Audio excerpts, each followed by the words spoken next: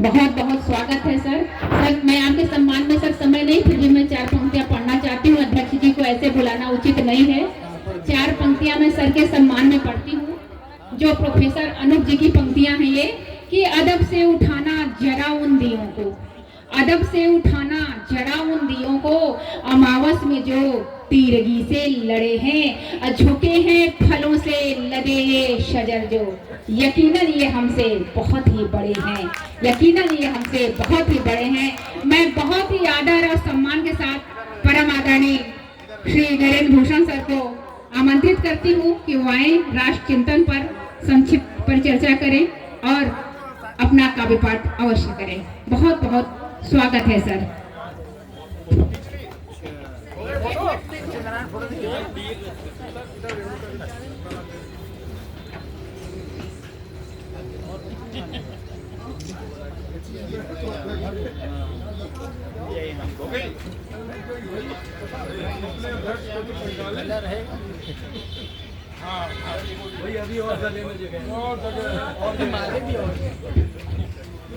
माला माल कर दिया सर को। नहीं, अब तो अध्यक्ष जी मालामाल हो गए पूरे। तालियां बजनी चाहिए भाई।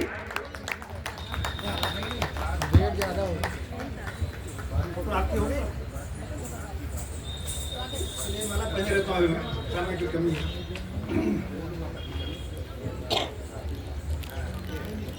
अंतर्राष्ट्रीय करुणा साहित्यिक संस्थान के इस कार्यक्रम के में उपस्थित आप सबका अभिनंदन करता हूँ। समय की कमी बताई गई है। रागिनी श्रीवास्तव जी आ जाएंगी, आ गई आप ना। और दुश्मनी पुरानी है इनसे, रागिनी जी से हमारी। रागिनी नाम है ना, परसों भी आ गई थी, आज भी आ गई। माला पहना थोड़ा फुसलाइए इनको, 5 मिनट टाइम देंगे। चलिए बहुत बहुत आभार आपका। रागिनी जी ने माला को बहुत असर हुआ, माला में दुगना टाइम मिल गया तुरंत। चलिए 5 मिनट और बढ़े।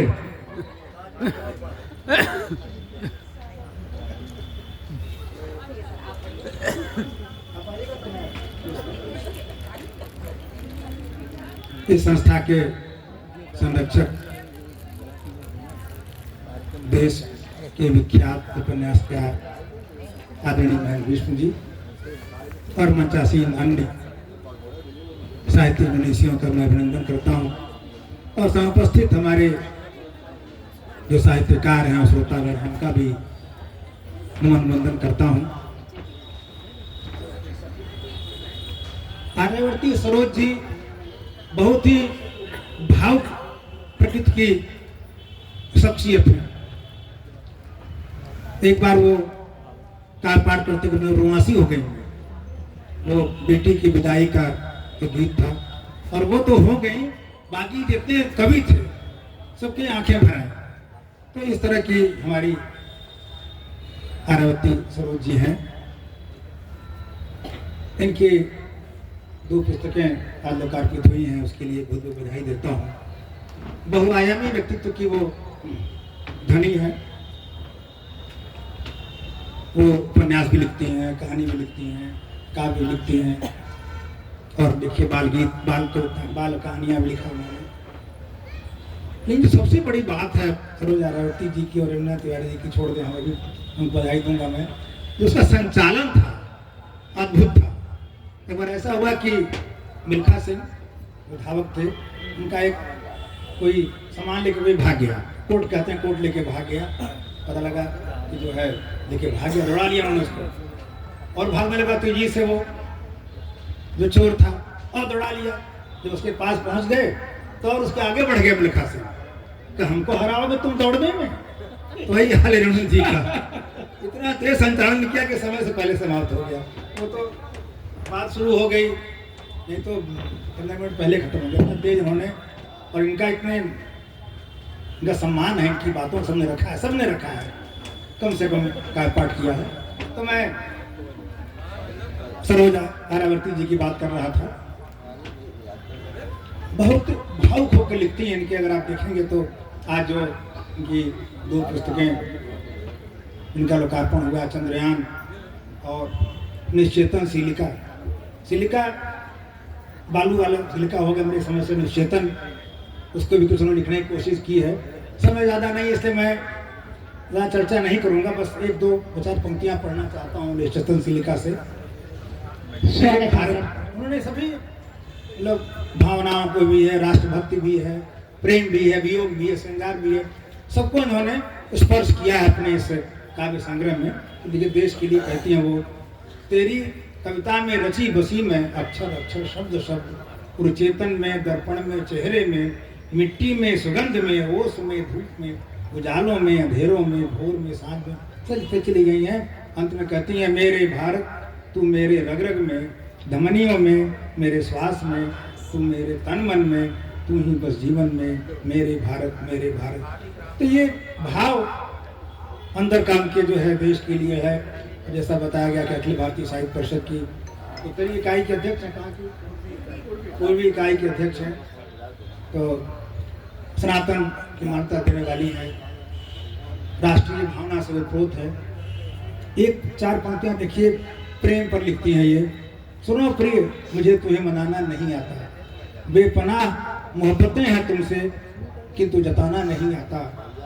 प्रेम प्रकोष्ठ के प्रहरी हो तुम, प्रेम परिधि बिंदु मात्र में, परिधि प्रकोष्ठ को लाना नहीं आता। सुनो प्रिय, सिमटी दुनिया मेरी यहीं तक। इस प्रकार की पंक्तियों की ये रचनाकार हैं। और समय के मुझे ध्यान रखना है। दूसरी जो बात सरोज जी के बारे में है कि देखिए, जब नई पीढ़ी अपने माता पिता का ध्यान रखती है, उनको बार बार अपने दैनिक जीवन में लाने का प्रयास करती है, इस तरह से कार्यक्रम करके। देखिए अभी हैं वो, अभी इनकी माता जी अभी हैं 85 वर्ष की, बताया मैं विष्णु, उनको भी वो अपने साथ जोड़े रख रही हैं ऐसे कार्यक्रमों करके। वो गांव में रहती हैं लेकिन उनको अपने साथ रखती हैं ऐसे कार्यक्रमों करके। तो बहुत बहुत मैं बधाई देता हूँ आर्यावर्ती जी को। और नाम भी उन्होंने बड़ा रखा है अलग तरीके का, आर्यावर्ती, सरोज, आर्या। और पूछा था मैंने, बताया तो उन्होंने उसका क्या अर्थ है, लेकिन हमको भूल गया। बताया तो उन्होंने कितना लंबा नाम उन्होंने क्यों रखा है, आर्यावर्ती, सरोज और आर्या भी। तो उनको मैं बधाई देता हूँ। और उनका जो उपन्यास है, जैसे बताया कृष्ण जी ने, छोटी मालकिन, मैंने पढ़ा नहीं है लेकिन जो प्रशंसा कर रहे हैं कि उसमें समेटा गया है इतने कथानक को, तो निश्चित रूप से अच्छी पुस्तक होगी। और इनकी एक, इनका जो कहानी है बूढ़ी अम्मा, वो 8वीं के कोर्स में प्रिस्क्राइब है। कक्षा 8 की पुस्तकों में वो बूढ़ी अम्मा कहानी प्रिस्क्राइब है और कई देशों में उसका लोकार्पण हुआ है, वहाँ भी वो, वहाँ तक वो कहानी पहुँची है। तो मैं बधाई देता हूँ उनको। साझा संग्रह में भी आपकी उपस्थिति है, बहुत सम्मानों से सम्मानित हैं, 50 सम्मान आपको मिल चुके हैं। अब मैं आता हूँ, हमारे अग्रज हैं श्री रविन्द्रनाथ तिवारी जी, बताया परिचय उनका हरियर जी से। तो तेवर उनको मिला है, तेवर जैसे रहता है राष्ट्र भक्त का तेवर है, तो जब तेवर में आता आदमी तो फिर अतिरेक होना बड़ा स्वाभाविक है। वो कोई सोच के नहीं कहता कि मैं ये कह रहा हूँ, जब अतिरेक आता है, फिर जब भावनाएं उमड़ती हैं, ज्वार उमड़ता है, तो फिर वो उसको दिखाई नहीं पड़ता, फिर वो शब्द का अतिरेक बड़ा स्वभावगत रूप से हो जाता है। तो बहरहाल तिवारी जी बड़े अच्छे समर्थनाकार हैं और हिंदी साहित्य संस्थान से भी पुरस्कृत हैं। की पुस्तक, ये चौथी पुस्तक इनकी है, ये राष्ट्र चिंतन। तो मेरा सौभाग्य है कि इनकी जो 4 पुस्तकें हैं उसमें मेरी उपस्थिति है, मेरा अभिमत उसमें उन्होंने मुझे सम्मान दिया है, मेरा अभिमत उसमें शामिल किया है। उनकी पुस्तकें हैं चेतो फिर एक बार, सब वही एक संदेश है जनमानस को। चेतो फिर एक बार, शौर्य वंदन महाराणा प्रताप के बारे में जिसमें पुरस्कार मिला उनको हिंदी संस्थान से। और सरदार वल्लभ भाई पटेल पर की पुस्तक है, महाकाव्य है ये राष्ट्रवंदन मिसलेनियस बातें कही गई हैं जो। और जो सबसे अच्छा मुझे अच्छा सभी है, कहीं मैंने पढ़ा हुआ इस पर लिखा है मैंने अकबर, जो सबसे अच्छा मुझे लगता है इनका जो उन्होंने तृतीय विश्व युद्ध की विभीषिका का उल्लेख किया है, बड़ा रोमांचकारी उल्लेख किया है, बड़ा भावना भी है। तो दो चार पंक्तियां मैं पढ़ना चाहता हूँ। स्वागत है वो तृतीय विश्व युद्ध जो है आसन नहीं लगता है कि कब हो जाएगा पता नहीं है। तो वो कहते हैं कि मैं आगे पढ़ रहा हूँ उसको, कहाँ खिलेंगे फूल कहाँ फिर जन्म मरण के फेरे। तृतीय विश्व युद्ध हो गया तो कहाँ खिलेंगे फूल कहाँ फिर जन्म मरण के फेरे, कहाँ पटित फिर रंग भरेगी न पर सांझ सवेरे, कौन सुनेगा गिरजा घर के घंटों की आवाजें। सब नष्ट हो जाएगा। कौन सुनेगा गिरजा घर के घंटों की आवाजें, किसके लिए खुलेंगे मंदिर मस्जिद के दरवाजे, कौन सुनेगा लोरी कैसे आएगी तरुणाई, प्रणय वेदना के स्वर कैसे लेंगे फिर लड़ाई। क्या बात। और देखिए कहते हैं कवि का हृदय कहाँ उमड़ेगा। कवि के लिए पाथेय सब्जेक्ट मैटर कहाँ से मिलेगा जब सब नष्ट हो चुका होगा। कवि का हृदय कहाँ उमड़ेगा, गीत लिखेगा किस पर, स्वाहा पृथ्वी के सीने या पटी लाश के ऊपर। किस पर लिखेगा जब कुछ बचेगा ही नहीं। कहाँ सजेगी डोली अर्थी कहाँ धर्म के रेले, जीवन के पनघट पर कैसे रोज लगेंगे मेले। और अंत में देखिए वो दिशा बदलते हैं, वो क्या कहते हैं, मधुशाला मधु प्याला हाला कहाँ रहेगी साकी, मधुशाला मधु प्याला हाला कहाँ रहेगी साकी, किस पर रोग जमाएगी फिर वर्दी उनकी खाकी। किस पर रोग, बेदर जी सुन नहीं रहे हैं, बेदर जी लिखा उन्होंने जो है, मधुशाला मधु प्याला हाला कहाँ रहेगी साकी, किस पर रोग जमाएगी फिर वर्दी उनकी खाकी। तो खाकी वर्दी का भी कोई उपयोग नहीं रह जाएगा, इस तरह से उन्होंने कहा है। और शरद मिश्र सिंधु जी चले गए हैं शायद, उन्होंने एक पुस्तक दी थी दिनकर दर्शन, उनको भी मैं साधुवाद देता हूँ। इस तरह से संकलन संपादन कर रहे हैं तो यह देता हूँ मैं। और आप सबके इस आगमन से, आपके इस सहभागिता से कार्यक्रम सफल हुआ। सरोज जी ने परिश्रम पूर्वक तन मन धन से इस कार्यक्रम का आयोजित किया है। मैं उनको बहुत बहुत शुभकामनाएं देता हूँ और आशीर्वाद देता हूँ। रेणु जी दो चार पंक्तियां अरे पढ़नी सर पूरा एक गजल पढ़िए सर, पूरा पढ़िए सर, अभी रागनी जी दूर हैं। है। चलिए कि मैं पढ़ देता हूँ। स्वागत है सर। क्यों निशा पढ़ दें? चलो एक गजल पढ़ देता हूँ। इरशाद।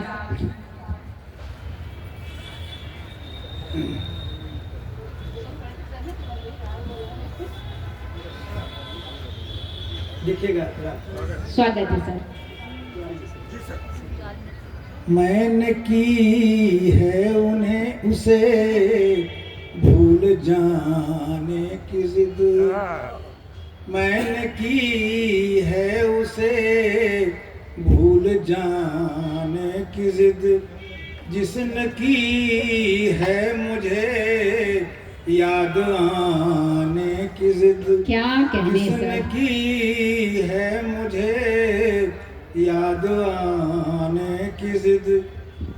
और दौड़ जिद करते हैं तो क्या होता है देखिए, जिद को जिद से कभी जीत सकते नहीं, जिद को जिद से कभी जीत सकते नहीं, मत करो जिद को जिद से हराने की जिद। क्या बात है सर, बहुत सुंदर बहुत सुंदर। बहुत बहुत आभार। जिद को जिद से कभी जीत सकते नहीं, मत करो जिद को जिद से हराने की जिद। और देखिए, है सही मायने में तो दीपक वही, है सही मायने में तो दीपक वही, करता आंधी को जो आजमाने की जिद, करता आंधी को जो आजमाने की जिद। और आज ये ऐसा हुआ नहीं, लेकिन प्राय ऐसा होता है। तो शेर देखिएगा, लाख कहते रहे कम समय लीजिए। आज पर लागू नहीं है। लाख कहते रहे कम समय लीजिए, कवि को रहती है कविता सुनाने। क्या बात है सर, वाह वाह वाह। रहती है कविता सुनाने की। और देखिए, जब मनाए कोई मान जाया करो, जब मनाए कोई मान जाया करो, वरना करते नहीं रूठ जाने की जिद। क्या बात है, वरना बहुत सुंदर। करते नहीं रूठ जाने की जिद। और अंतिम देखिए शेर मुक्ता का, स्वागत है सर। मान जाओ गलती तो भूषण कहीं, गलती कोई नहीं जल्दी मानता है। तो मान जाओ गलती तो भूषण कहीं, था सही मत करो ये बताने की जिद। क्या बात है सर। सही मत करो ये बताने की जिद, मैंने की है उसे भूल जाने की जिद, जिसने की है मुझे याद आने। क्या बहुत बात है। आभार, बहुत धन्यवाद। बहुत सुंदर शानदार काव्य पाठ। सर को सुनना तो सौभाग्य होता है।